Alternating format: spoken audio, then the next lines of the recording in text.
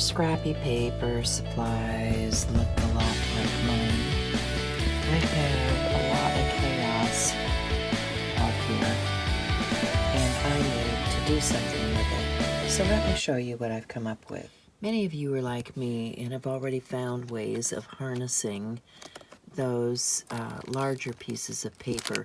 These are just those job ticket holders that you can get from Amazon or other places online, but I have kept a lot of my papers in this type of organization in just one of those cubes from Walmart.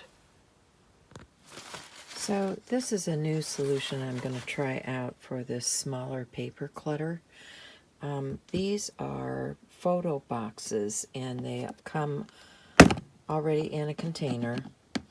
And what I thought was, because it's color-coded, it would be perfect for doing the different colors of paper. And you just pick the color that you want, and it just pops open, and you can put the smaller pieces in here. So I'm going to try doing a little organization this way. So I'm starting to sort, and you can see that these smaller pieces are working out just fine. So because this case is small enough to hold all of those small bits and pieces of paper, it'll fit right on my shelving, and I can easily access it right here. It has a nice handle. I can pull it up and open it. Once I've unlatched it here, I can open it, and inside there's actually enough room that I can keep my handmade washi tapes in a folder here on top.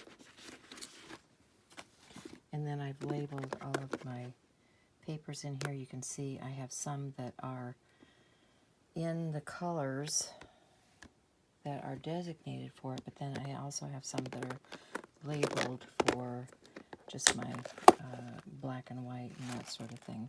So this ends up being a pretty handy way of storing all of those little collage pieces and fitting it on my shelving unit so that it's not out and making a mess. And I can close it up, pick it up, and put it right back on the shelf where it goes.